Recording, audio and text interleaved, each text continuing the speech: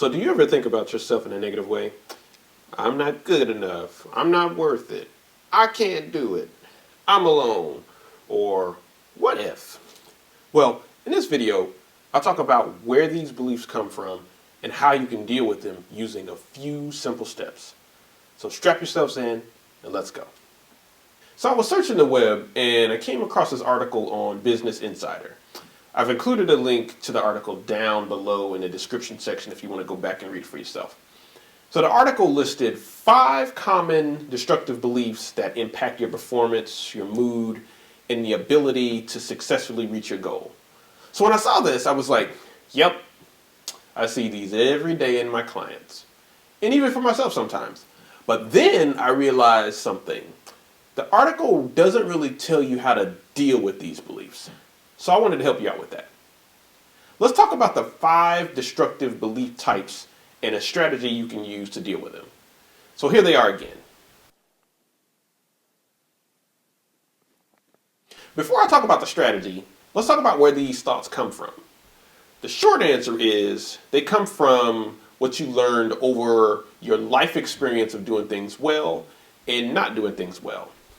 Beliefs were formed about what failure and success means, which may not have been an entirely accurate way of perceiving the situation. The first 3 thoughts are negative views about the self and the ability to do something well. At some point during your life, more than likely in your childhood, you learned that whenever you didn't meet your goals, it meant that you weren't good enough. And it's that idea of negativity that overshadows any of the positives or successes you've had in the past or might have in the future. Since you focus so much on the times when you failed, you now believe that what you do is not good enough, you're not worth it, and you can't do it.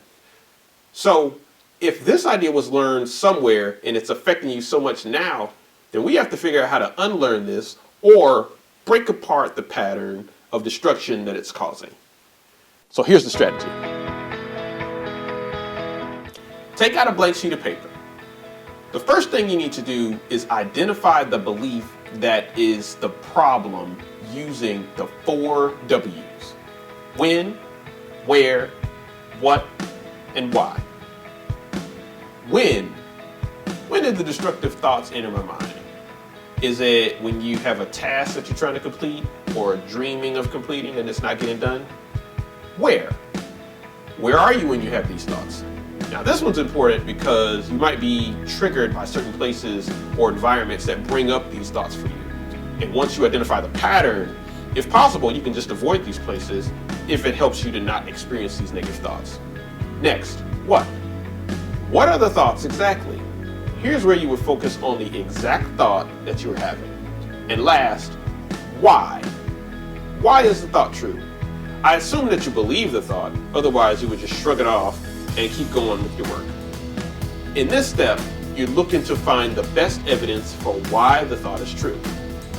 What is the evidence that you're not good enough? You might have evidence that sounds like this.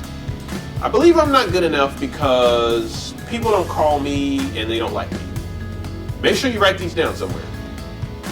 After you've come up with why you believe it's true, then you go on to step 2, which is to challenge the thought with evidence against it.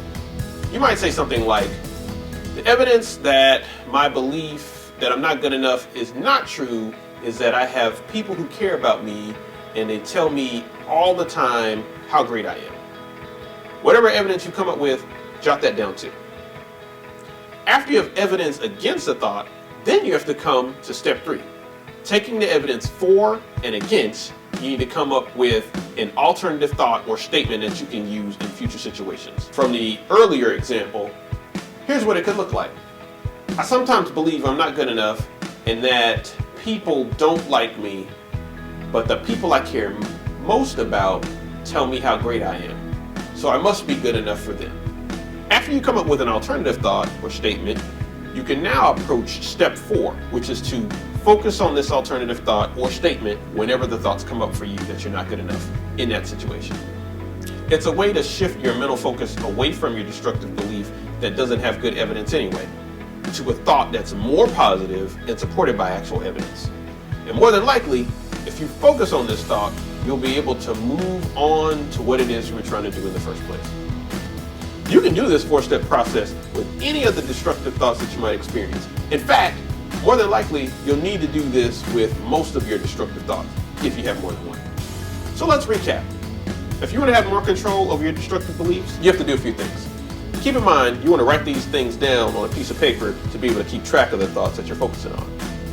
First, realize that these beliefs were formed over time, over a lifetime of experiences, and may not have been accurate perceptions of the situation. Second, identify the destructive belief using the 4 W's. When do you have the belief? Where do you have the belief? What is the belief? And why do you believe it? Third, challenge the thought with evidence.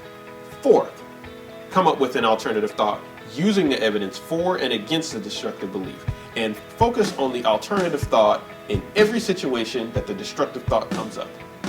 When you're focusing on the alternative, you're allowing yourself to focus on more productive, helpful thought that has evidence to support it. So I encourage you to use this 4-step process.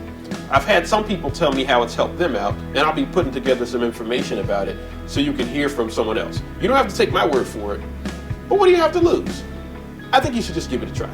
In fact, after you try it for about a week or so, come back to this video, leave a comment below, and let me know how it worked.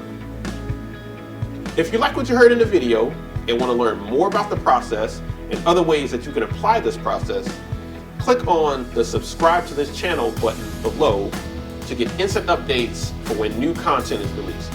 In future episodes, I'll have other examples and go deeper into the steps of the process so that you can master your mindset. Also, if you like this video, please share it with friends. And if you want even more content about mastering your beliefs, check me out at drmglover.com.